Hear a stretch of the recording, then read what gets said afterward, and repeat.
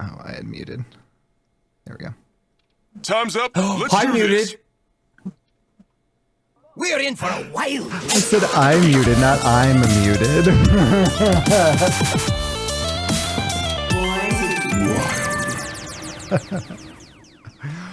Welcome, everyone, to episode 258 of Born to be Wild, a wild Hearthstone podcast where we have fun, hanging out with friends, talking about the wild formats of Hearthstone, and spotlighting members of the wild community.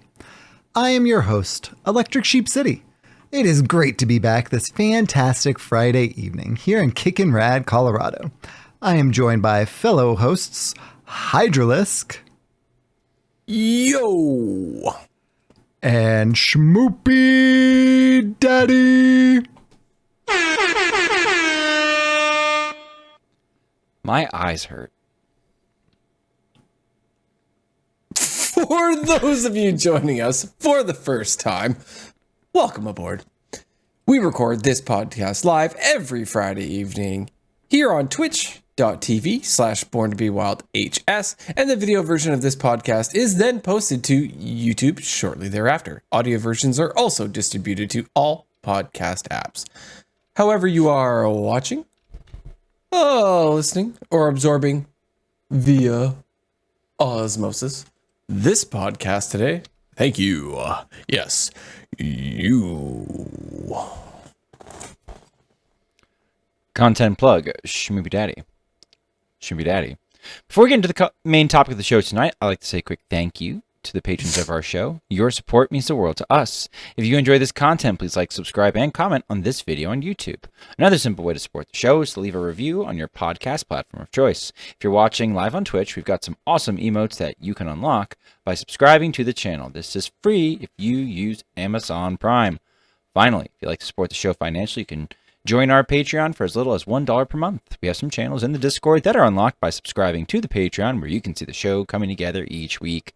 Check it out. If you'd like to interact with us personally, please join our Discord, a free and amazing online community of friends from all across the world who love talking about Wild Hearthstone. Links to all this stuff and more, including our merch, can be found on our website, which is www.borntobewildhs.com. Sheep, how's your week? My week was pretty action-packed, actually. So last Wednesday, we flew out to Texas and visited my parents, my sister, and her 3 kids. I mean, and her husband. He also was there. He was actually only there like Thursday night and then Friday and Saturday. We flew back on Saturday. So that's why, yeah, you get it. Was he like working? Yeah, he was. So he operates a Chick-fil-A, and he was out of town doing some Chick-fil-A stuff at not their location. I don't know, but Promotional things. I don't know. Could be. It is a mystery. But it was so great to see the lamb having fun with his cousins and doing all sorts of fun stuff. My parents live like right outside of Austin. So we went to like the Thinkery, which like if you've ever seen like Blippi and stuff like that, he goes to stuff that's basically like that all the time. Like it's stuff for little kids where they like are doing all of the like little kids stuff and things. It was pretty neat. Nice. Indoor jungle gym. Kinda, yeah. With like all sorts of, oh, you can do this like painting thing over here. And like, oh, there's this thing for physics. And they don't know what, the centripetal motion is actually doing, but they get to see it work. So pretty cool stuff. Not gonna lie. While I was there too, my best friend and I, been best friends since high school. Like we still talk on the regular. So he still lives in that area. So we went to this Korean barbecue place. And so the way that Korean barbecue works, at least this one, like you pay like a flat fee. You can either pay like the premium one to get like some of the more premium stuff, which we did. And we ate so much. So like we had 4 of the pork belly things, 2 ginger and 2 regular. We had like pork ribeye. belly, Yeah. Oh, ribeye. We had Wagyu steak. We had calamari steak. We had like these. They called them calamari rings. They were pretty much onion rings, but like calamari. We didn't actually have to cook those ones. So the way that fried calamari, sure. Yeah. So the way that, but it was like in the rings too. So the way that Korean barbecue works is like you cook all the things in front of you, with the exception of, the calamari rings that I was just talking about. So we had those. We had Cajun shrimp, which is, shrimp, but with Cajun seasoning stuff. We had like something else too, but we cooked all of that and split it, and oh my gosh, so much food. Like, we definitely came out ahead on that one. Got our money's worth. It was so much fun. Really hanging out with my buddy was the highlight of it, but like we talk on the regular. So like, it's not like we were just catching up. It's just like, oh, I haven't seen you in literally years, even though we talk every single day. Yeah, but it's cooler. Like, you're in person. It's different. Like, yeah, that's nice. Yeah. And dude has been hitting the gym too. Like, whoa. And Good for him. he would be an obsidian right now. Like, he's not going like powerlifting, but like more the kind of like, he calls it functional. So powerlifting, like you do like just like a super high amount, but only like one set. And he's like running 25 miles a week. And he's like doing a lot of the reps of the kind of lower amount, more than I could do. Like, but it showed. Like, yeah, I was proud. I am proud of that guy. He's the one who got me into Hearthstone. He doesn't play anymore, but he's the reason why I'm here. Did you try to convince him while you were together to like play again? Do you say anything? I didn't mention it then, but I've dropped some hints kind of throughout. So we'll see if I can kind of lure him back in. TBD. But yeah, I think that's most of what happened. Like, this week has been work, excavating emails after being out for a week. That's the worst. Isn't it though? Oh, yeah. A week's worth of work to catch up on, even though you did all the prep beforehand. So you pay the vacation tax on both ends of the vacation. Mm-hmm. So that was kind of my past couple weeks. Hydra, how has your week been, my friend? Also, multiple weeks, right? I feel like, was the last episode? I was still in the dungeon, right? Was I in the dungeon for the last episode? You were not here the last episode. I mean, I guess the last episode I was on as here. I think gotcha. I was in the dungeon. Yeah, so you I've were escaped. I've escaped the dungeon. My dungeon crawler family, Hydra. They let me out because I had to drive the truck so we could go on vacation. So we went out to this place called Salt Spring Island. Some of the listeners may know where that is. And that is where we rented the cabin on the lake in the middle of the island. And we were at that place for just about a week. And that was super cool, just to have like your own cabin. And they had kayaks. We brought our stand-up paddle boards, and there was also like, they had like an aluminum boat you could take out. There was an outdoor like fireplace. There was an indoor like wooden stove if it got cold, but it was nowhere near cold, so we didn't use that. But it was super cool. The upstairs of the cabin was like one big loft for the master bedroom, like the whole upstairs. Oh, cool. It was super neat. And so my son had a room downstairs with his own bathroom down there, but it had a full kitchen, everything. It was just like a smaller version of a regular house, but just like on a lake and super like private dock. It was like your dock, right?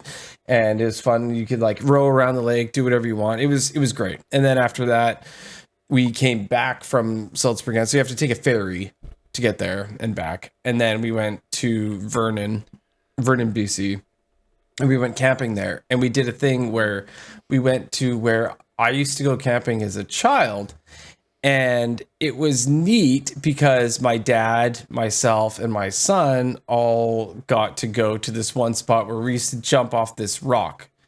And so like when I was a kid, I would jump off this rock. When my dad was a kid, he would jump off this rock. I was going to do photos of all three of us, but I also figured that maybe my father may be like, why are you putting me on he always complains when people put him on the internet. So I was going to take a picture of him. He hates it when people take pictures of him and put them on the internet. But I did a flip off the rock. And so this is the first time I had done a flip off this rock since I was about 19 years old, something like that. So I had to do a backflip off the rock because the backflip's always my go-to. Now I will say, while the 40-year-old man did a backflip, my 16-year-old did a double. Whoa. He had to one up you.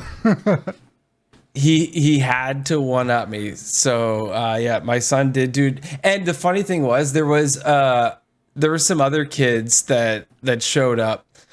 And they were all like trying tricks and stuff. And my son, he's just like, Dad, let's show these kids what's up. Right. He's like, let's just, and then my dad's there. And I was like trying to say like, well, you know, we should be humble and we shouldn't be, you know, like boasting and blah, blah, blah, like trying to be like a good dad and stuff. And my dad's like, screw it. Show him what's up.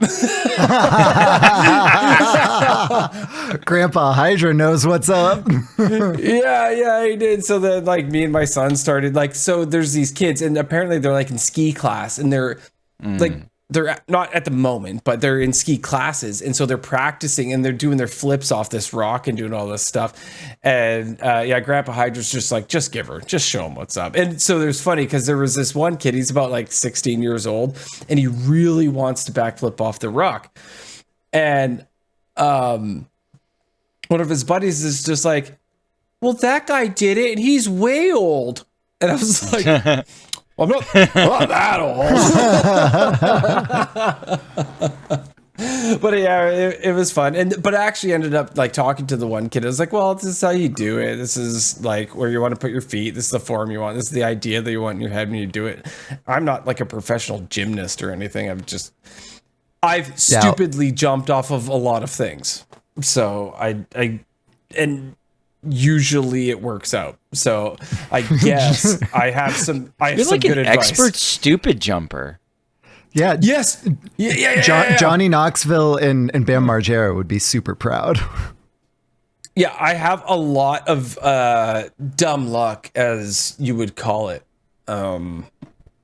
Yes, I'm of similar age group to Bam Margera, so like that era growing up, I used to watch the CKY films, like back in the late 90s. They made the CKY films, and we did all the same stupid crap. But anyway, we had an amazing vacation because we went and saw my grandmother, who's 93.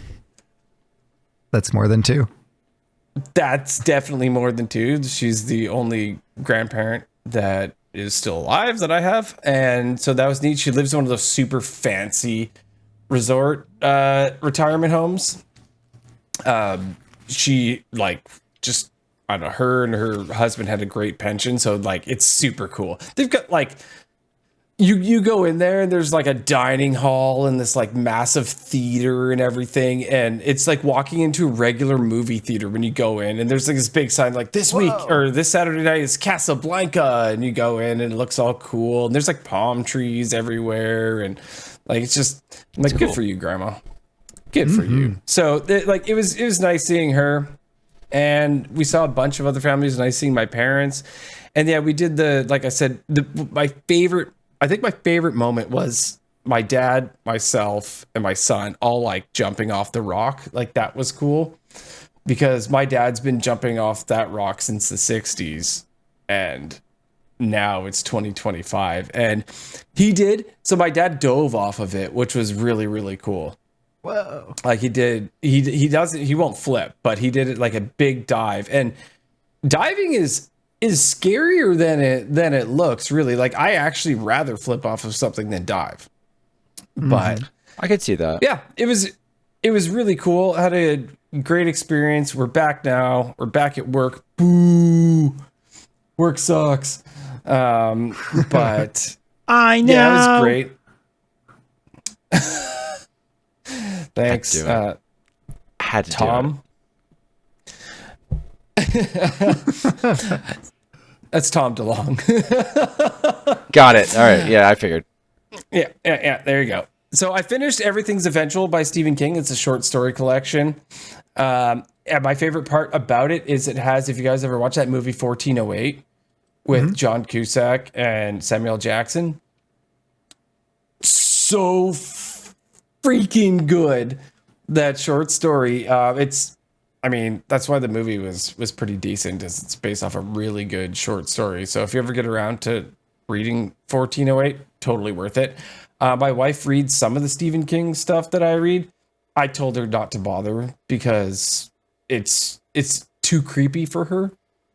She already told me that she's afraid of stuff like that. Like it's basically kind of like The Shining with like a haunted hotel sort of idea, but it's like on another level, like kind of thing. So I let her know that maybe she needs to steer away from this one, but I don't know what's up next. I think it's Wind Through the Keyhole, which is a Dark Tower story. Yes. But yeah, I know. That's the only one that I haven't read in the Dark Tower series. And that's because he wrote it years later, right? Yeah, So, and it's I'm on another to short story compilation, kind of like the one you just finished. Yeah. And by the way, in Everything's Eventual Sheep, there is a Dark Tower story, so you need to read it. It's called The Sisters of Illyria. So put that one on your list. Rules are rules. Rules are rules. Hearthstone wise, while on vacation, it was family time, right? So I basically at night would be like, let's do quests and just like make sure I clear my dailies, any events, that sort of thing. I did pick up Big Shaman, just because in our Discord, I've heard just people chattering about Big Shaman, or I've been getting notifications about it and stuff like that, and seeing it in there. I was like, yeah, let's play some Big Shaman. So I've been doing a little bit of that to start the season off. Not a whole lot, but I mean, we'll see where that goes. But I think there's another deck we'll probably talk about later. Enough about me. SchmoopieDady, how was your week? We went back to work. Boo. Oh no! No, I started work again. Actually, it's been pretty fun. Nice. So one of the like recent life events that's been a big plus for us is very, very late. Well, in the spring, my wife got hired to work in my district, which is neat, but also kind of spooky because it's like it's she has to work for 3 years until she gets her tenure back. But it's a better contract. I love where I work. Didn't really like where my wife was working. So we're like, okay, cool. We'll get you in the same building. It might be cool if we like carpool and stuff. And then it looked like she was going to go instead down to the middle school. We had like 10 people retire right at the end of the spring, right before basically we went away for summer vacation, which is a crazy amount of people to find qualified to fill our positions. And I've got a big district, but it's still like, it's a lot. And at the very last week, they hired, there was like 5 in the middle school and 4 in the high school. And initially she was hired to work in the middle school, which she would have enjoyed. She would have been able to sleep later. She would have been able to leave later. It would have like alleviated some childcare issues. But she got switched right at the very end, so she is working in my building, and it's been fun. It's been fun carpooling into work together. It's been fun like watching Save on her. that gas. Yeah, and downsize insurance, right? Because like she's not gonna be driving her car as much too. So like there's like a big cost savings that's like worth it. Nice. It's been funny watching her. I really like my coworkers, but it's been funny watching her meet my coworkers and spend like an extended period of time with them for the first time. Because like, we just get up to some antics sometimes because, you have to. And there's a lot of good camaraderie there. And watching her take part of that is pretty cool because she fun. Gets to get all the dirt on you now. Yeah, pretty much. She's already stolen my desk. So like I had a desk where I would basically like sit in like a chair and like pretend that I was like super busy when really I was just recharging my battery because gets depleted from ADHD, and I'm like, okay, so like I've done my managing of my classrooms. I need to decompress now, and that's basically what I was using my desk for. She actually goes and does work there, so like that's good.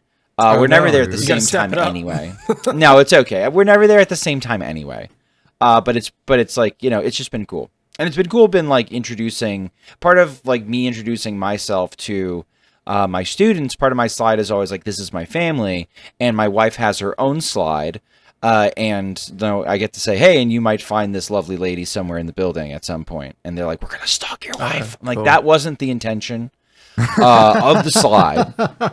However, yeah, sure. That is a consequence of the slide. That is a consequence of it. But like, screw us big people. Schmoopie started first day of second grade a couple days ago. Likes his class. He's kicking butt. He likes school. I think he likes like seeing his friends again. He likes the routine. He's very bright. So he's excited to learn new stuff. And daughter started preschool. We got some cute pictures of daughter being like, deal. I'm in preschool. Yeah, she's been keeping it together until like the very end of the night, and then she's just just falls apart. Like she's an absolute disaster. And like there's a lot of stress, right? It's the longest she's ever been away from us and not with family. Like, she's always been with grandma, or she's always been with, she's never had a babysitter that wasn't outside of the family. So it's a long time to be without some form of family member, but she likes her teacher and she likes school and she likes the other kids.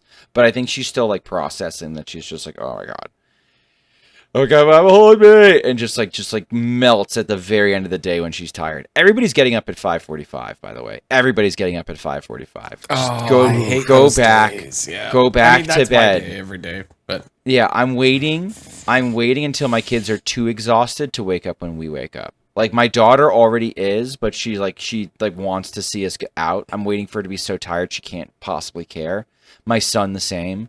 But no, my son has like habitually always woken up at like 5:40 or like earlier, and we've always been like, all right, Schmoopie, this is a clock. This is how you read this clock. You cannot leave your room until 5:45. Do not leave the flipping room until 5:45. Because he comes out and he immediately gets into chicanery, right? So like we have to like have to. Do you want to know something disgusting? Yeah. So mini Hydra's in grade 11 now. So not so many, but his school doesn't start till 9 a.m. and he can walk there in about 15 minutes. So guess what time he wakes up? I'm gonna guess 8. I was gonna say 8:30. Yeah, he could probably get there by 8:30.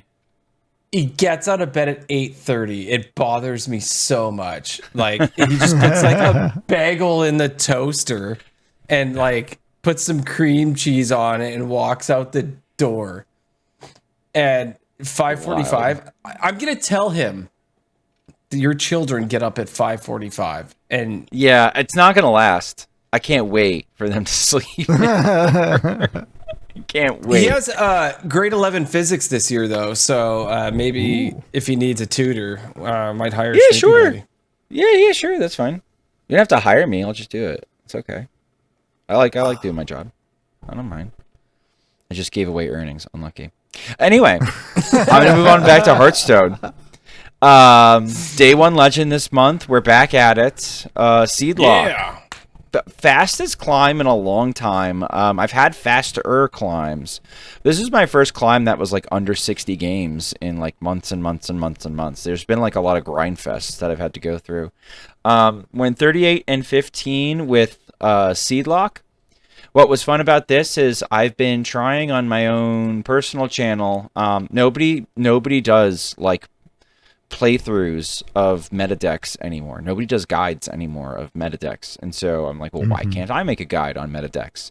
Especially because I've networked so much that, I know a lot of really good players. And the first person to help me was Filterphobe, who I don't think we've had on here yet, but maybe we should look into that sometime. He's not concussed. And he got rank 1. With Seedlock, his first rank 1, and so we made a guide on how to play it, and so it's kind of fun because the dynamic is I am I know enough to be dangerous. Like I don't necessarily like misplay the deck, but I'm not playing it optimally. And he sort of comes in and it's just like, okay, so well, like what's a basic mulligan? What's a more advanced mulligan? What are tips and tricks, things that you see commonly that people do incorrectly? And using the list that we did the guide for, I was using his mulligan tips and just sort of cruised. Lost a lot to like Holy Wrath or Fast Combo, which you're just going to. But it dunks on a lot of things, and it definitely dunks on day 1 aggro. So that was a lot of fun, and that was a smooth climb. We've done a couple guides since then, not all with Filterphobe. I did one with KVLT on Mally Druid. Today released one on Book Pally. Yeah, that one was, well, it was and then it wasn't. So behind the scenes on that one, I loved like talking about the deck building portion of it, because I like talking about the flex spots and like what's good, what's bad. And KVLT has so many opinions, and he can talk just as much as I can. So, like, talking through the list was fascinating, right? And, like, you're all amped for gameplay. And I go to do gameplay, and it is an atrocious co-op deck. Like, he's assuming... APM, like, whoa. He's had thousands of games with the deck. I've had probably close to 100. Like, I've played it a lot, but I haven't played it nearly as much as he has. And, like, he's memorizing lines, and... he's having memorized lines, he's like expecting me to know the same lines, and I'm doing the exact opposite.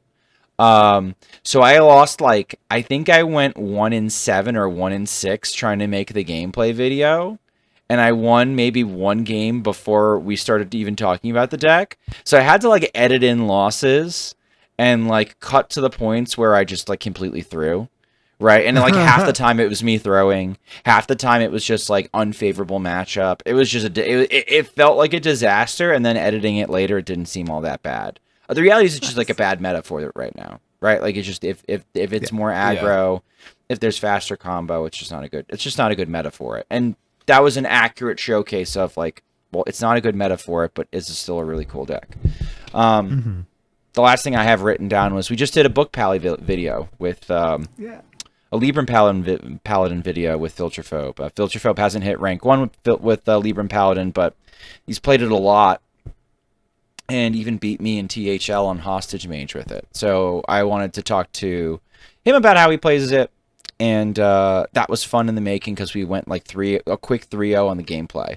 Like, we just won 3 straight, including the mirror, and he's just like, okay, yeah, this is how we win the mirror, and this is where we win. And that was a lot of fun. So I think that's pretty much it. Personal, Hearthstone, and then solo stuff. What news do we have? Welcome to the news. The news is so good. Kinda. So, first in the news, crack open Ancient Power with the Day of Rebirth mini set. So that was them announcing the mini set. That was last week. It's here. So we're not really gonna spend too much time on that one because patch 33.4 patch notes, the mini set came out. there are a few things that I want to dive into a little bit more on that, because there was more than just the mini set itself coming out. So first up, in Arena, we had some Arena updates. So the updated draft pool now consists of the Lost City of Ngoro and the Day of Rebirth mini set, Perils in Paradise, Festival of Legends, March of the Lich King, Murder at Castle Nathria, and the core set. We also had a card that was removed from the draft pool, and that was Escape the Underfell. It's gone. Just Why? get out. It was really good. It was real good. It was a problem. Another thing that's pretty interesting is, so whenever you're playing the Underground, if you lose 2 games on your second loss, you would get a guaranteed legendary pick, and that's not happening anymore. So now it's, just replaced by a normal draft pick in that kind of redraft process, which makes a lot of sense from if I'm starting out 0-0, I'm playing against, let's make this a little bit more realistic. Hydra's starting out 0-0. I've gone 0-2, which means that I have a second legendary in my deck.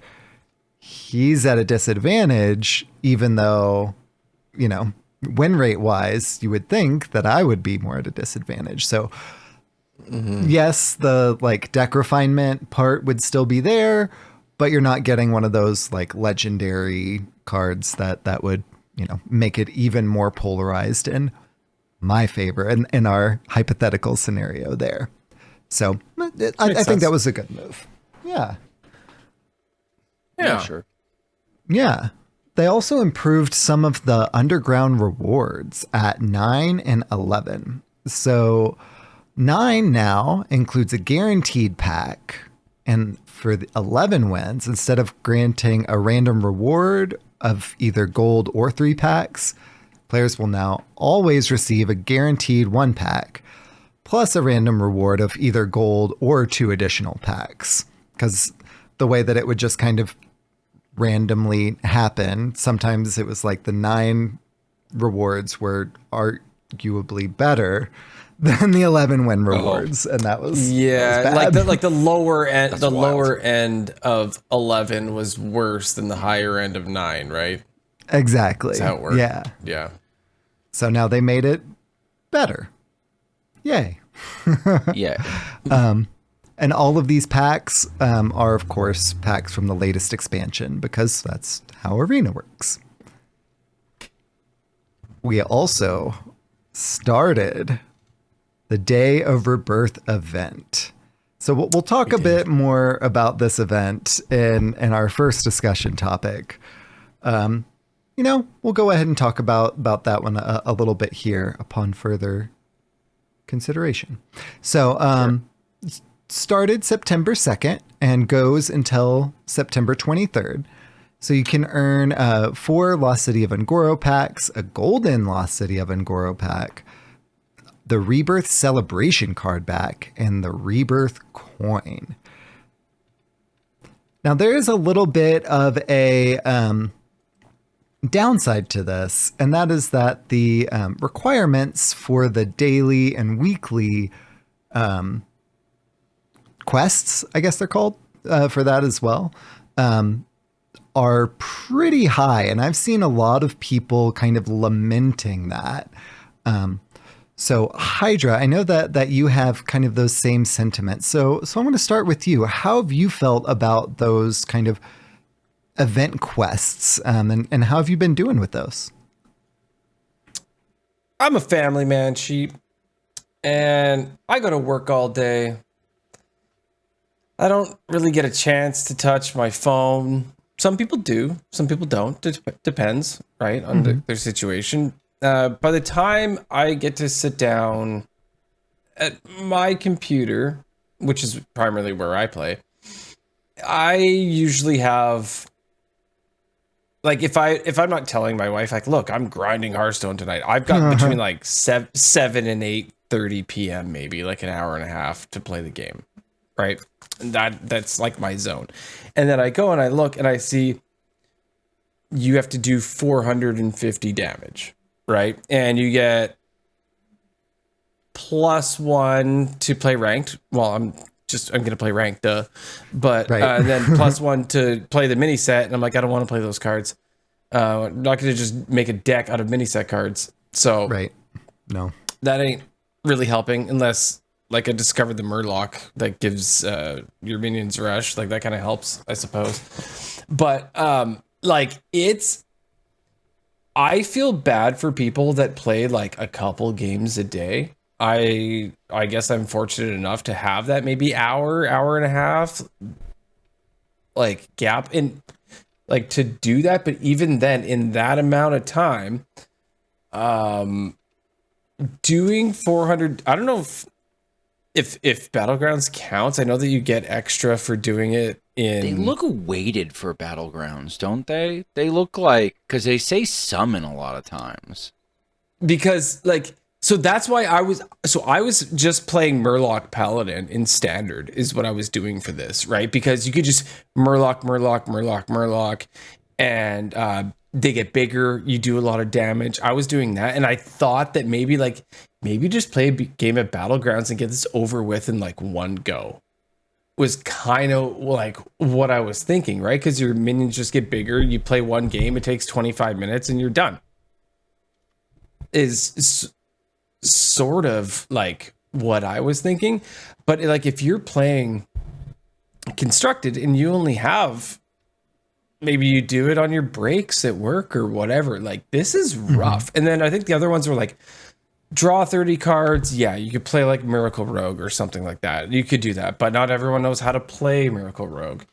So like there are easy ways to accomplish these things that I just don't think that it accommodates the general population. Like it's just really, really high, way higher. When I first saw, it was so funny. I don't remember the first one I got. I think it might have been the draw 300 cards. And I was like, bro, I'm going to sleep in an hour. I don't want to draw 300 cards. And I re-rolled it. It's like doing 450 damage. And I'm like, oh my gosh. All right. That's like, 2 games of Odin War. Yeah. But you know what I mean, right? Like, so for you, that's 2 games of Odin Warrior. For the average player, it's like, I'm just playing the deck that I have, right? Like, you and I have all the cards. Yeah. Right? If you're, this is aimed at standard people, everyone that plays standard, right? And if they're playing the meta decks that currently exist, maybe like Hunter's pretty aggressive. Maybe you can get the damage in pretty quick. But like it's a little nuts in my opinion. Like I said, I'd sit there for probably the hour and do at a regular deck in standard, and then I would get the 450 damage. Sometimes I'd like high roll and get like I do like 75 to 80 damage in one game, and that would be good. Right? But then you'd do another game where you only get 30 damage. And then the next one you'd get 50, and you'd slowly crawl your way there. There are ways to do it, obviously. But I don't think it serves the general population of Hearthstone players with the dailies being that high. It's not like the highest I've seen for dailies on an event. Like it's definitely it's like triple, quadruple like what you normally would see. It looks balanced to Battlegrounds to me, honestly. Like that's yes. I don't know if they contribute, but it looks like you're supposed to be kind of playing Battlegrounds to complete it. I mean, Battlegrounds did just get like a huge update as well, right? At this roughly the same time. Or was that just like the mini set and the Battlegrounds update were like a week off, right? So there is new stuff you can do in Battlegrounds too. I know that sometimes it's like mini set cards. I know I brought this topic to the table because I was just like, oh, this could be like a fun discussion topic, but also I'm like kind of on the opposite end of Hydra. Like, so we get these events all the time, right? Especially because like now we're looking at it in the news. I can see it in the show notes. September 2nd to 23rd is this Day of Rebirth event. And then we're going to go immediately into another one, doing Howl's End from September 23rd to September 23rd to October 14th. Clip it. And like I feel like we always have we just had like another event that didn't take very long. That was like a week, and we had another event before that like was around for a couple weeks. I feel like we get so much free stuff now. And I'm going to sound like a Blizzard shill on this one, and I'm sorry. Blizzard with these dailies is trying to incentivize you through FOMO to play their game more, right? Mm-hmm. And like the game company wants you to play the game. I can't get like super up. I just can't really get super up in arms about that. And it's not like they're gatekeeping like. It's not like they're gatekeeping essential critical value either. It's a loss. It's 4 Lost City of Un'Goro packs, a golden Lost City of Un'Goro pack, a Rebirth Celebration card back, and a Rebirth coin. The packs themselves, you could argue, depending on your level of cynicism, are practically worthless, except as pure dust, right? No, this isn't purely an OCD thing for me. I have to complete all the boxes. I know, but at the same time, like skill issue have all of is the is like the I'd say that's it. Like it's like yeah, but like nobody's forcing you to do that except yourself, right? And I and they saw know that, people. Though. They know that people can't help it, but have to complete them. But also like. You also don't like it's free stuff and it's not critical and it's like shaded towards making people play the game because they want people to play their game and they want people and like I agree that like okay, it's rough that a lot of the missions or the dailies revolve around using new cards and the new cards are unplayable. Trust me, I get that. I understand that. I feel that pain. At the same time, it's well within their right to make a free event that gives away free stuff. That's like, hey, play our game more and play some of the new cards. Yeah. Like, that's like totally normal corporate behavior. And wait, it's like not even. What did you do with Grumpy Daddy? It's not even. I'm getting grumpy about this because like I see people being like, well, like it's free stuff, but like my time isn't free, and it's like you don't have to play it. Like you don't need the stuff, dude. Like, and not only that, but like, okay, so like they're making this one hard. I don't think they're all gonna be this hard, right? Like, they might have like the next one's easier. But like, is this really the hill we're gonna die on? This is the pitchforks moment. My daily's too hard. Like you give them the feedback, the daily's too hard. Usually they change it. Usually like they're like my bad. But like I think this one's intentional right now. I think this one's intentionally supposed to be like hard to complete, and it rewards people who do complete it and who do play that much. And like, I guess Yog forbid rewarding people who play their game more than people who don't play their game. I can't get upset about this. And I understand that like, you know, you find it frustrating because you yourself take pride in being completionist and you want to complete your dailies and it's a compulsion. But at the same time, it's like, that sounds like a laundry list for you. That's not like, I don't know. I see some people, you're actually pretty measured. I see some people that are like totally disgusted by this behavior that these dailies are so difficult to complete the free freaking event. It's like, dude, get a life, please. Please. Yeah. If this is what you're upset about, holy crap. The end of the last event, it had a golden pack, right? And I was on vacation for most of that. And there was a golden pack at the end. And I was like, I have to make sure every day I do my things and I get that golden pack. And then I was looking at it. I still got it. Don't get me wrong. I still got the stupid golden pack at the end, but I was looking at it. I'm like, do I really need the one No, you don't. golden pack at the end of the thing? That if I really wanted, I could spend a couple bucks and just buy a golden pack. Like that one was funny to me. I was like, it's like really just a couple dollars if I wanted to buy the thing. It's not actually that big of a deal. Yeah. So my experience was kind of more like SchmoopieDady's, except I wasn't like as plugged into people being grumpy about it. So I was just like, oh, this is these numbers are a little big. They're high. Yeah. It 100%. didn't change my play pattern at all. And I completed all the things and I was like, oh, I'm playing a lot, huh? Like I'm playing less than I used to and I'm still easily completing that thing. Maybe that's a sign I'm playing too much. I don't know. The phrase that was like sending me was, I can't believe they're taking this away from me and not giving me anything else in return. And it's like, what are they taking from you? This is a free event.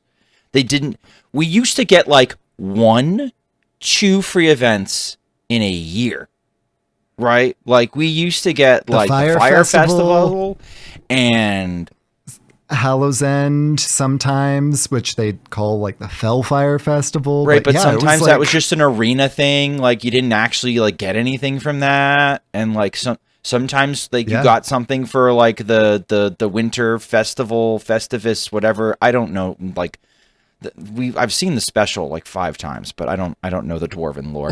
Like I don't know the vaguely Christmassy like event.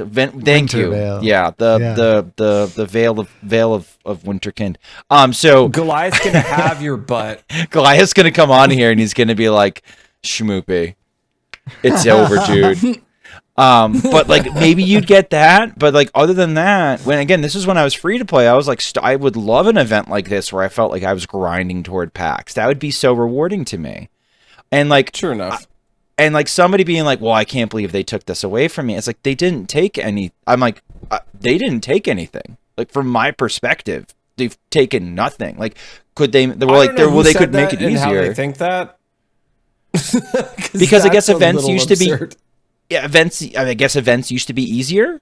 So like they're like, well, events would be easier for you too if they made them easier. I'm like, yeah, if they made events easier, they'd be easier, and you would play the game less, and they want you to play the game more. Like, I don't know, man. Like, because I remember completing like a month-long event in like the first day and being like, oh, well, I guess I'm done with the event. This is something they've had to try to dial up. Yeah, and it's boring. And then like you're like.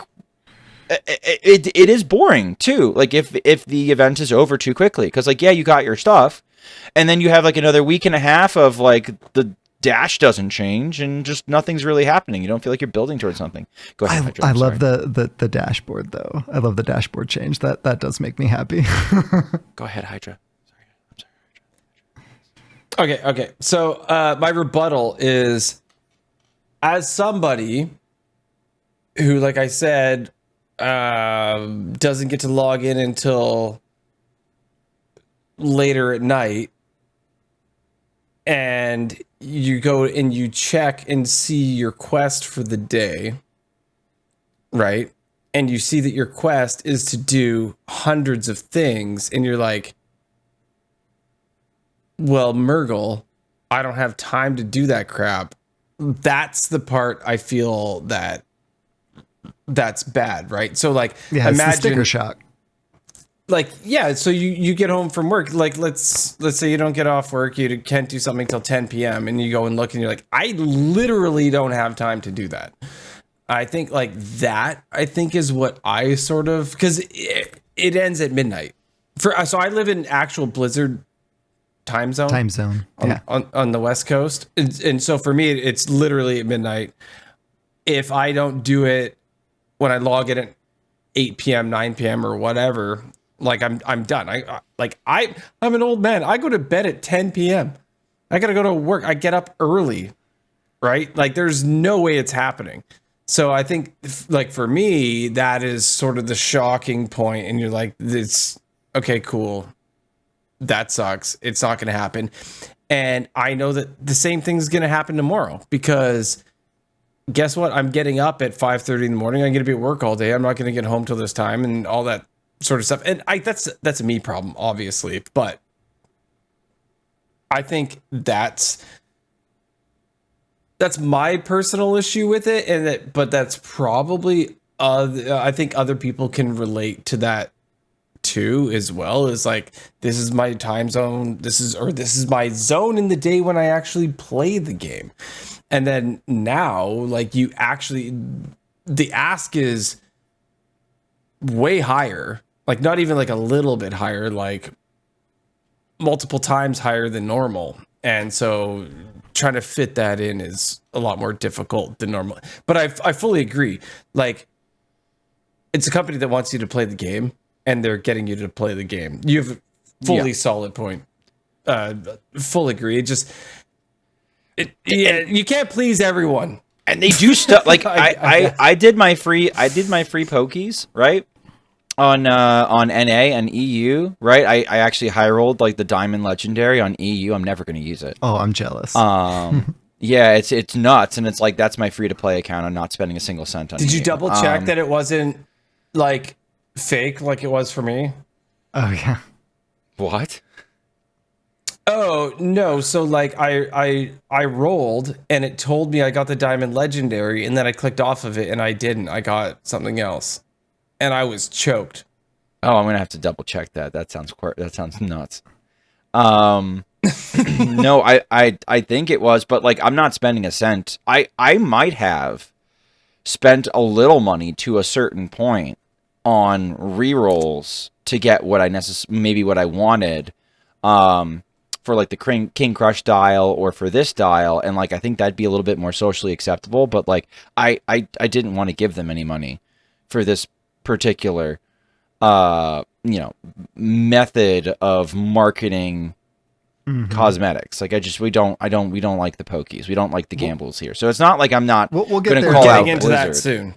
Well, sorry, I'm not like it's not like I'm like, oh, I'm not going to call out Blizzard on any of their business practices because they're just trying to make money, guys. It's like, no, I legitimately think that this is like completely normal behavior to set up a long-term it's just multiple weeks, right? Like I'm not the best at math, but this is like the Day of Rebirth event is 3 weeks long. But it's called Day of Rebirth, not Month of Rebirth. It's 3 weeks long though, and like I understand, like it's just like Hydra or like anybody who's a little bit more casual, who doesn't have the time to complete the dailies. Maybe you're not the target audience, like, or maybe you are, and they're trying to let's see how many we can get going along, and like, but I would be more upset, but it's free. It's just, and more free stuff's coming. And like free stuff is coming all the time now. They're always doing these little giveaways now. So I feel like even if, let's say one of every two, or even let's say every single one of these events from here on out is exactly this hard, but they're having them more often and you're reaching the first stage pretty consistently, like aren't you still either breaking even or getting more stuff, even if you're not necessarily getting to the end of the track? Like, it doesn't it even out? It might feel worse, but like in practicality, like isn't that where we end up? It's not enough to get mad over, for at least from my perspective. But I think you've been actually pretty reasonable about it, and for you it's visceral, and it's like, well, I have this compulsion, I need to complete the quest, but like you don't, and we got 3 weeks. I think you're gonna get there, honestly. Like I don't know if we even need the dailies. Oh, I haven't missed one. Like, yeah. I'm still getting them. I'm just saying that in my they're head, annoying. They're annoying. They're annoying. There's people that can play. There's people that can play the game less than I can, right? And so for me, which I play the game every day, and I play at least an hour every single day, right? There are people that can play way less than that, and so you're right. It could be the target audience. But the target audience, if the target audience is people that play like 4 hours a day, they probably have all the cards anyway. They don't need the golden pack. So I think that's I don't know. a little like, Fair what enough. are you targeting the streamers? Like, that doesn't make sense. I don't know. They like the streamers mostly have everything. Not all of them, obviously, but the big ones. So yeah, I don't know. Good discussion topic, guys. Yeah, It was a good discussion. It was. Well, after the Day of Rebirth event, immediately after, like same day, like Schmoopie was alluding to, we have the Hallows Eve special event. So that runs September 23rd through October 14th. So you can earn 2 Lost City of Ungoro packs, 2 random Lost City of Ungoro common cards, 2 Worthless. random Lost City of Ungoro rare cards, Still worthless. 2 random The Lost City of Ungoro epic cards, Probably still worthless. a random The Lost City of Ungoro legendary card, Guaranteed to be worthless. and the Nightmare Zale Hearthstone hero skin. I haven't seen it. Technically Is that any good? worthless, actually, because you Actually, don't need hero skins. So more packs, more cards. It's all for the new stuff because that's what they're trying to get us to want. And like Schmoopie was saying throughout, we don't necessarily want the Lost City of Ungoro stuff. Yeah, Also- don't worry. They'll buff it all, and then one of these will be broken, so don't worry about it. Doubt. Maybe something will be broken if they do an early rotation, and then like all the good sets are gone, and there's only I think that they'd still be bad.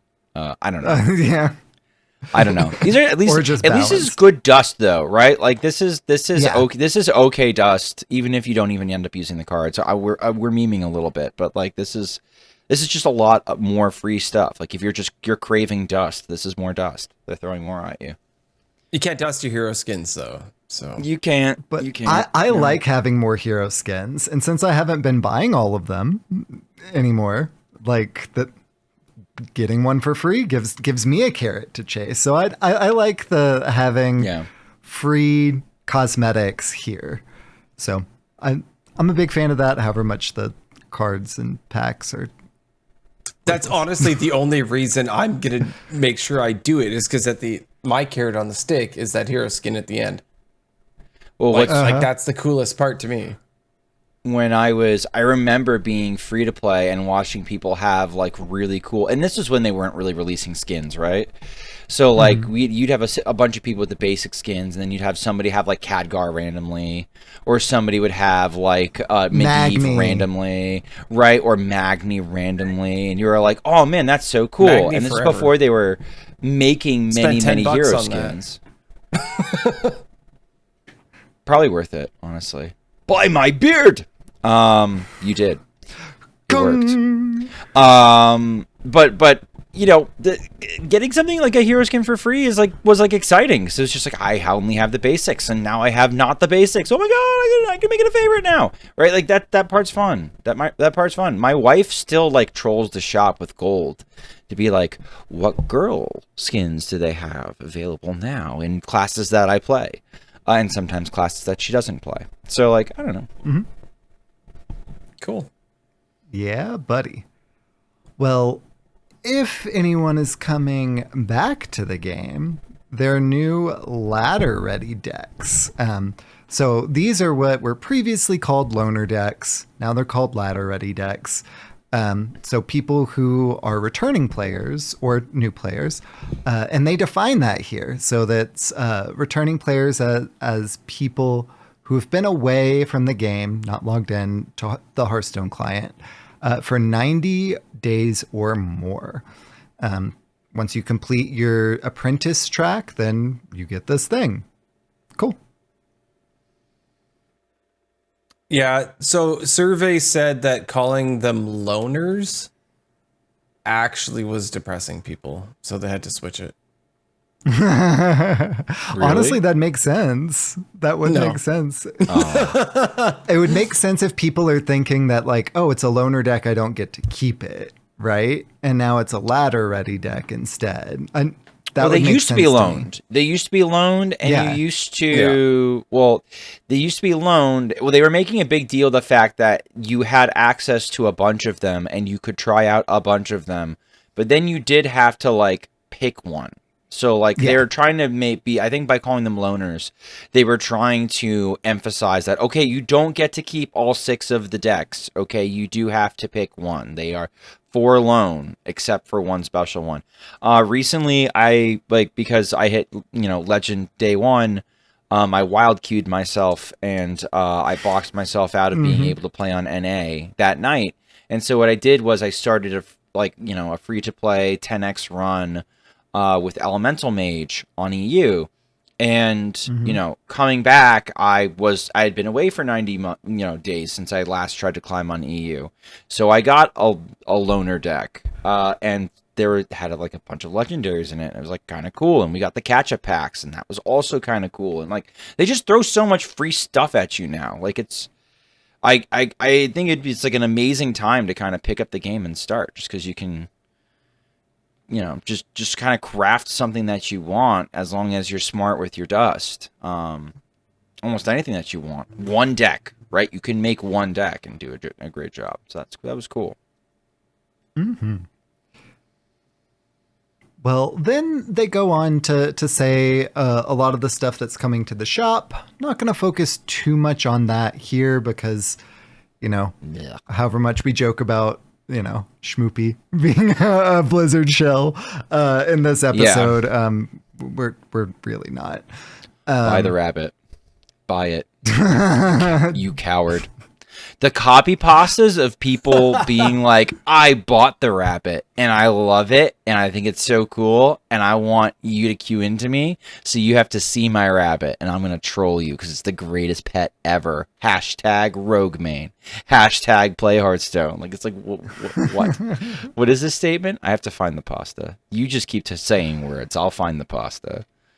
Yeah. So one thing that is in the not really shop, but that we are going to focus on a little bit is that Rabbitath hops into the Dark Moon Fair treasures. So same price point that they were at before. Other things here that look neat. One of those things is a coin. So I also only did my free one and am not spending any money on this monetization method because I think it's toxic and predatory. We got all the rune stones given to us to do it for free last time. Since that didn't happen this time, I'm voting with my wallet since I get a chance to do that now. And I'm not spending money there. But if you are tempted, I would like to remind you that all of this is weighted and it's not super clear when you're just looking at it initially. So we have on screen for our video enjoyers the odds and weighting for the initial pull. I apologize, but I want to say one thing is, so you mentioned that it's not clear. Mm-hmm. And it's so unclear that even when you click the little information button and it takes you to the website where you can find this information, it just takes you to a general odds page where you have to scroll and find this. It starts off with pack odds and everything, and it's like you have to dig to find. They buried this. Actively It's obfuscated like, for sure. It is buried and it's dirty. To me, it's dirty. To be able to find this information, it should be right there in the client. It should be like a thing you click and then you see it, right? I think I was probably the least outraged by this the first time we talked about this, but like I said, I'm not. That doesn't mean I think it's a good thing. I don't want to support it because it's gross and weird. I don't want to have to spend $158. Like they shouldn't like hide pets behind $158 if they want to make pets a successful thing. They're gonna like vilify pets. Can I say my pasta now? Sorry. Yes, absolutely. Lamau just bought the most hated pet in Hearthstone, skull emoji. Y'all crying about it while he follows me into every game like a king. Laughing emoji with tears. Stay mad, broke boys. Rat emoji. Hashtag Hearthstone. Hashtag Rogue Main. Absolutely mental. Absolutely mental. That is a brilliant pasta. It's an amazing pasta. All right, Sheep. Sorry for interrupting. Go ahead. I'm not You're sorry. good. So, just like last time, there are a lot of signature cards and a diamond card on here. One thing that is on here that was not before is a coin. And y'all, since I'm not spending any money on this, this is going to be the first coin that I will not have. And you know, I have a little bit of FOMO about that, but not enough to change my purchasing strategy. It's an Change? ugly Coin? It's really ugly. Change? It is, but I'm completionist, and It's a bad coin. Doesn't exist. I'm not gonna go for it. But I do have a little bit of FOMO for it. Like I'm not gonna lie about that.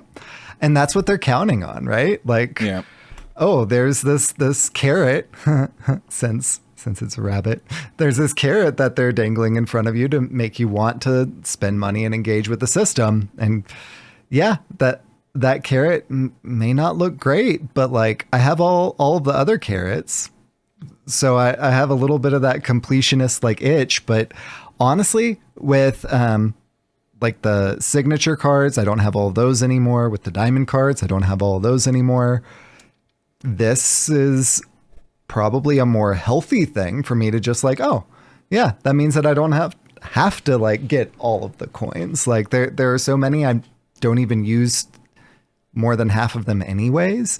And I'm definitely not going to like go to the slot machine to try and get one that I wouldn't use and spend who knows how much money, because it's a slot machine. I could get it on the next one. I could not. Like, Yeah. You know, I just had a thought, and SchmoopieDady is kind of smart.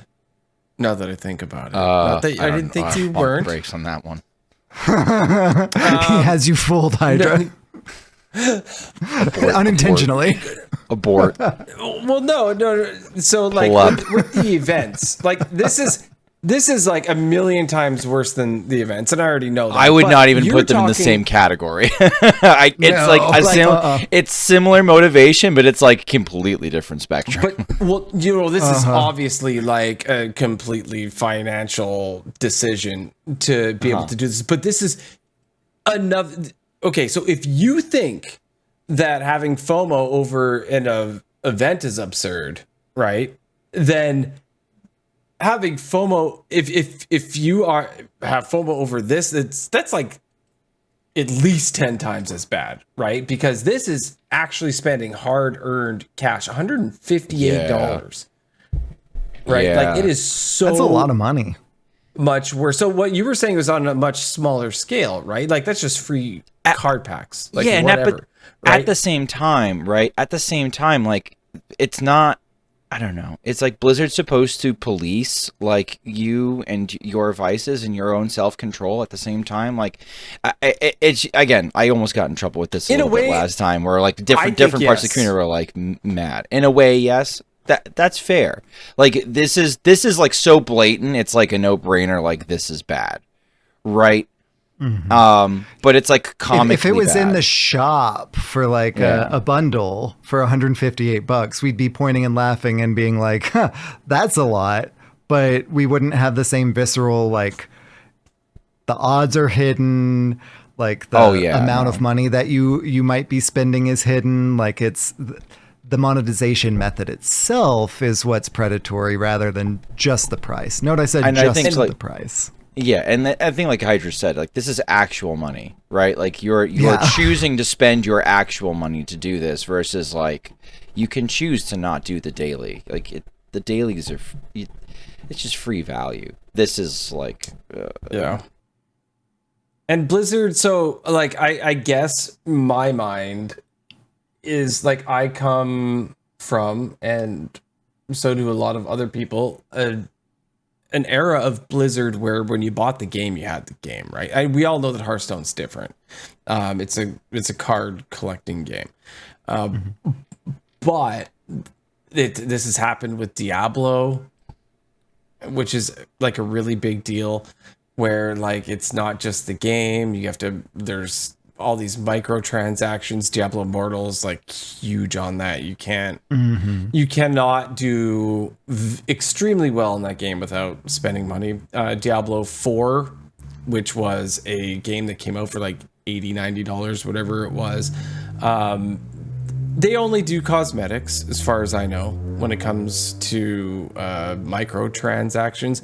But like things have changed over time. So that's where kind of you see the company that you grew up with, right? You bought StarCraft, you had StarCraft. Like you had everything. You had all the units. You didn't have to buy Hydralisks. At no point did you have to like pay for that, right? You did, but with in-game resources, right? You had to acquire more Vespene gas. Yes, you did. Vespene gas and minerals. You had to get your minerals.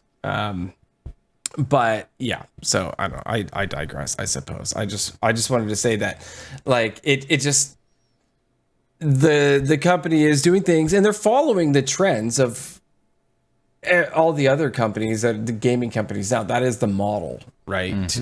Microtransactions. That is how you continue to make money. That is how businesses are successful in the gaming world at this point in time, unfortunately. But that is kind of how it is. Yeah, and if, like I was saying earlier, this was just all a microtransaction and in the store, or macro transaction, and in the store for however much, like,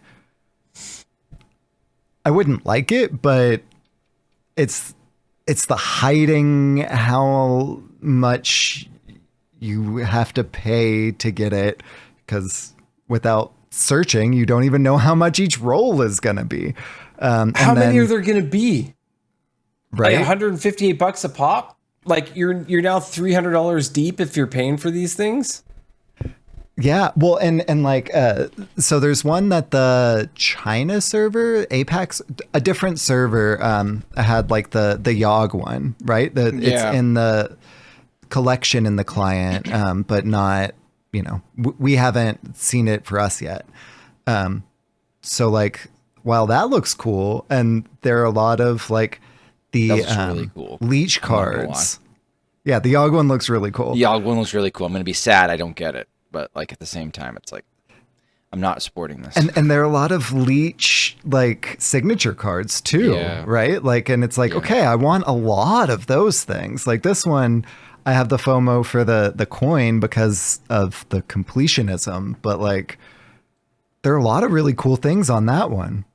But I can't just buy the leech signatures. I can't just buy the Yogg portrait. Like, and we're super engaged. We know how much of a chance it is to get what, and we know how much it would cost to get all of the things. It's actively hidden within the client, and that's shady as hell. I don't like it. Full agree.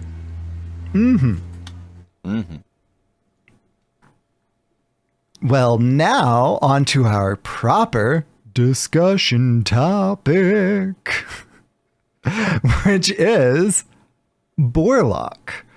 So, Schmoopie, I'm going to start with you to kind of introduce the Boar deck and kind of tell us where it fits into the meta before we go into any specific lists. Sure. All right. So what we're trying to do as a general premise is we are trying to take Elwyn Boar, where if 7 of them die, you get the Sword of 1,000 Truths, which is a 15 attack, 3 durability weapon, which destroys the opponent's mana crystals. And like, we've had Boar Warlock in the past. There have been some silly combos that you could use to pull it off. but this is by far easier than anything you're supposed to be doing. You drop down Elwyn Boar, you use Blood Bloom, which means your next spell costs health instead of mana. You play Bat Mask on Elwyn Boar, and then you Plague of Flames it away. Your opponent's board is gone, hopefully, and you swing face with your sword. And they can't do anything because they're locked out mana-wise. Because, like, how are they going to respond with 1 mana? Where does this deck fit place in the meta? It was, like, the new hot thing to do. So it had a crazy high play rate. The problem is it is very polarizing. The deck that it reminds me the most of is Charge Druid. Where, like, you know... Charge Druid just kind of like folded to some decks. Like play any kind of aggro into Charge Druid and like maybe they're fast enough to high roll you, but usually not. Usually that's just free. And I think Boar Warlock is very, very similar. Aggro's a nightmare. Because you have to have an extra health in the bank. It really does like kind of offset that the clears. Like you could play Defile if you want to. You could play Dark Bomb. You could play some like 2 copies of Plague of Flames. You have some decent options as far as board clears go. You could even work in something like Table Flip or something. But it doesn't matter because you're basically starting at 20 health because you've got to eat 8 at some point if you're going to pop off quickly, right? So unless you're going to make it all the way to turn time. So we've got a bunch of different builds that we can try to talk to or talk towards. And like a new gimmick, which is it's looking like Boar Warlock is like a tier 4 deck, maybe a tier 5. Unless it includes Old Murk-Eye. If it includes Old Murk-Eye, it's looking like it might perform as like a low tier 3. The Murk-Eye thing sounds cool. It might perform as a low tier 3 deck. So like this is not a good deck. This deck is doo-doo butt. But there's stuff that it just automatically beats. So it feels terrible to play against because like if you're playing unrefined Reno slop, you're going to die to this because it combos pretty consistently turn 5, 6, or 7. But if you're beating it in the face, no, it doesn't do the thing. And it can't do the thing, and it just dies. So we have a couple lists. Which one do you want me to start with? The 30 pig? All right, let's start with the 30 pig. Like this is your classic Boarlock. Glacial Shards are actually tech for the mirror. Like, you want to try and, like, if your opponent tempos out their boars to try to get the jump on you, you, like, break their boars, but then you Glacial Shard their face or something. Other tech that works great against Boarlock, I want you to think about it, chat. Do not main deck Sticky Finger. Do not main deck Sticky Finger. Think about it, chat. How much mana does Sticky Finger cost? Okay. Oh my gosh. More than one. Doing that? That'd be so funny. People are doing that, and then they're playing like coin generators and counterfeit coins in Rogue, and they're just going out and hunting Boarlocks. There are some people who are just strictly, they hate Boarlocks so much, they're just counter-queuing Boarlocks. So, like, yes, you can do some demented things like that, but you're maybe you're really bored, and that's just what you're doing. Bored. Yes, we're getting there, guys. So the 30 pig is pretty simple. It's worth noting that the Shadowborn, like the bat thing, the 3 mana bat beast, super important actually for the combo if you can get it to hit your Blood Bloom or your Bud Bloom. You just like if you can combo faster, especially with the Old Murk-Eye in the deck, we can make a bunch of charges that go face. Can you explain what the text reads on? It says 3 mana 3/3. When it dies, it reduces a shadow spell in your hand, I believe, by 3 mana. There you go. If I'm remembering correctly, I've realized that I've started to like new cards are so bad that I've actually started like losing track of them and what they do. Unlucky. We want to talk about what do we want to talk about you next? nailed that one though. Oh, nice. Do you want to talk about Reno Pig? Or 40 Yeah. Pig? KVLT Reno Pig. Yes, this is the Let's new do thing. So, like, okay. This also has Old Murkai. This has old Yeah, Murkai. speaking of the old Murkai combo is the Yes. same general idea as the boar combo. You're doing your blood bloom, you're doing your bat mask. Just with the old Murkai, you've That's my bat mask. all of a sudden, it changes the 1 to a 1/1 and fills your board. And they're all 7/1. So you've got 7/7/1s that are charging, and you can just end the game right there if you 49 just don't draw damage. your boar. Go nuts. So the Reno deck is also playing Drakon Drathier, which is a 7-mana 6/6 lifesteal minion. At the end of your turn, you deal 6 damage to the opponent's face, and because it's lifesteal, you gain 6 health from that. Fun Reno card in the past, but now we can make copies of it with Bat Mask, especially if we happen to high roll it with like the Symphony that draws your highest cost minion and reduces it. So like I haven't personally pulled that off yet, but that's a combo that people are definitely doing. It's another cute. third. Yeah, it's cute. It's a third It's a third possible combo piece. We're running an ETC that has a copy of Elwyn Boar in it and a copy of each of the combos. So there's like you have the same number of options, maybe more, in the Reno version, but you're also playing yellow cards and can kind of do Reno stuff to kind of get around it. So KVLT has been playing this on ladder. Worth noting that last night I did beat him with Reno DH into this deck, so like might not be the greatest pile in the world because like already the one that has duplicates is like tier 45. So, like, making it Reno may not save it. But then again, yellow cards. So, who knows? Last but not least. Well, probably least. Last but probably least, we have 40 Pig. Which is a little bit interesting. The concept here is we are going XL because we want the buffer into aggro. Aggro is our absolutely worst matchup. So maybe if going XL and Seedlock, which shores up a weakness there, maybe going XL and Pig shores up a weakness there. KVLT was on XL Pig for a while. I don't know if he's played this deck much since. He's mostly been on the Reno version because I think he's interested in treating his MMR worse than some of us treat our liver. And so, he hasn't super refined this, but this has all the same pieces, right? We've got old Murkai, we've got Dracarnathir, or however you want to say it. What's neat is the Symphony of Sins is always actually catching the Dranthier. So, like, this looks a lot more anti-aggro. This is, we have some coin generators with Greedy Partner. It's just slower than in the mirror. So, I think long-term, this is actually kind of a fun deck to maybe go back and revisit. Because when everybody's not playing Boarlock anymore,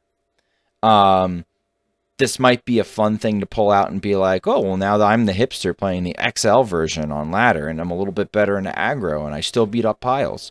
Like, that could be kind of fun. So, 3 flavors of the newest flavor of ice cream. Aside from that, the mini set is kind of bungus.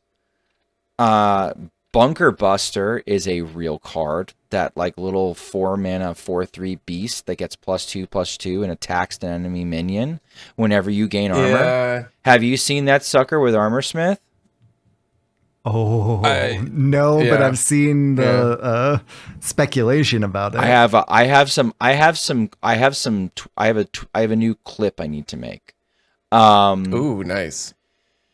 So the science behind it, which is really cool, is as long as you've gained instances of armor, even when the Bunker Buster attacks, if its health goes negative, it still lives long enough to resolve each instance of gaining armor and thus gaining stats. So it can actually go negative in health and then go positive in health, which I had happen to me in a game. It is fun. It's wild. It's like you're looking at it, and I'm like, I don't know if that's how that should work, but that's how that works, and I don't like it. It's fun. It's a cool card. It's not a good card. I would like, for example, I don't know what home it has other than doing some sort of tempo and rage setup, which I don't know if that's fast enough to beat Boarlock, which is sad. I guess unless you get a Crab Rider early, but they could always freeze. Anyway, The crab I'm rides digressing. again. I'm digressing. I wouldn't put it in like a control Odin Skipper Warrior because I don't want to draw that thing with all you can eat when I really need a Skipper combo, right? So the fact that it's a beast is actually a downside. I think you want to play it in some sort of tempo and rage, and that deck just doesn't exist. Like that deck just kind of sucks, and it's not a good meta for it. So good card, no home that we got from the mini set, but other than that, like those Bat Mask and that card are really the things that are making the biggest impact. I think there might be a couple things that we haven't tried yet, like Tutoring Spirit of the Frog or Tutoring Spirit of the Shark with the new 0 mana tutor. You can kind of afford to play a crappy instrument tech in order to get your super powerful minion that's usually doing degenerate things when you finally drop it on the board. That might be okay. I haven't tried it yet in Frog Shaman. There's maybe a couple others. I really don't think this is the worst mini set, but it is kind of damning that it's had a bigger impact in Wild than it has in Standard. And by impact in Standard, I mean like nothing. It's had like no impact. It's like the same exact meta. New mini set dropped. Oh well. Anyways. Yeah, unlucky. Yeah, basically. I've been playing Standard basically just to do these dailies that we have, and it's the exact same. Like nothing has changed whatsoever. So full agree. Yeah.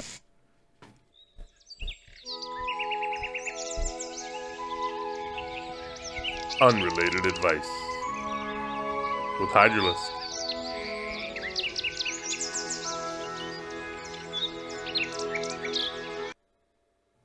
Hydra. Yes, SchmoopieDady. I think we determined earlier in the show that you're an expert of stupidly jumping off of stuff. Not necessarily safely, not necessarily wisely, but like, you know, if you're going to be stupid and jump off of something, you're kind of you're kind of a professional at it. If you like, you've literally been paid to do it in your lifetime. Not a lot of people get paid to do stupid things. So I'm curious, what are your like top 3 most important techniques or thoughts for other people who might want to jump off stupid things? Let's top 3 rules. Give us like words to live by, things that we should do. Like you're coaching the kid, right? For backflipping off the rock, where you got to put your feet, what you're envisioning in your mind. Give us what is your process, sir? All right. So this is going to actually be less about technique and more about reality. If I'm going to go there, right? So one of the first things you need to do is actually push through and get past your fears. So you're better at what you're about to do than you think you are. So one of the hardest things to do if you're learning something like a backflip is to commit, is just to go straight back. You are better than you think you are at it. And a lot of people, they want to go sideways or they want to stop. So it's to have confidence. Confidence is absolute key. If you don't have confidence, it's not going to work out. So I'm going to go with, so that's number 3, and that actually sounds kind of low on the list, even though it's pretty high up there. But confidence is huge. Number 2 is don't do anything alone. You need to be with somebody else who's done it before. So anything that I ever learned, I started learning things with my father. My father used to ski, and he's the first person who taught me how to flip on like a trampoline and stuff. So you got to be with somebody who, even if they're not a professional, just somebody who's done it before. Okay. And they can be someone to at least somewhat guide you, even if it's Johnny Knoxville. Okay. But number one, when you jump off of stuff, when you land, you're gonna land awkwardly. Sometimes you're not. If you're hawking a backflip on a snowboard, if you're jumping off your roof onto a trampoline, if you're jumping off the top of a tree into a snow pile, one of the biggest things is you got to protect your neck. You have to learn to protect your neck. Okay. So the things that I've heard essentially are, at number 3, ignore all the instincts that are trying to keep you safe. Number 2, yes, buddy system. Find somebody who tried to do what you're trying to do, but is now wheelchair bound because they've done it before, like you're saying that anything, and protect my neck. protect your neck. Wiser words have never been spoken, and you heard that on Born to be wild. Please don't listen to this podcast and then jump off of something stupid. We will not accept any medical bills. Okay, Hydra is not endorsing any insane behavior. Okay, thank you. So actually, Wiser words have never been spoken there, too. A little bit more of a real answer. Like when you land, you need to you learn tumbling, right? So Right. when you land, a big thing is be able to tuck your chin into your neck, right? And you don't want to get whiplash. Like the worst thing is landing and getting that whiplash, and then so what can happen? So for skateboarding, you can include this in the podcast sheet if you want. Is skateboarding, when you land, a big thing that happens is you'll slip out. Say like you're trying to grind a rail and then you slip and you fall. You slip backwards, and the first thing that happens is your head snaps back. Not only does it's not just protecting your neck, but you're gonna hit the back of your head on the concrete, right? And like, wear a helmet, but guess what? Most skateboarders are not smart enough to wear helmets, so you'll hit your head on the concrete. Like it snaps back. Same thing with even just playing on a trampoline. A lot of people, they'll just do like a front flip and land on their back kind of thing, and they don't do a thing where they keep their chin to their chest. That is huge. And your neck snaps back every time. The first time you try to teach a friend how to do a flip on a trampoline, their neck snaps back. And there's no concrete there, but they're going to have a sore neck like every single time. That's what I mean by protect your neck. I mean, I was saying that because that's a rap slogan. So that was supposed to be the funny part. Hydra with an OG reference that's too OG even for us. Apparently. Wiser words have never been spoken.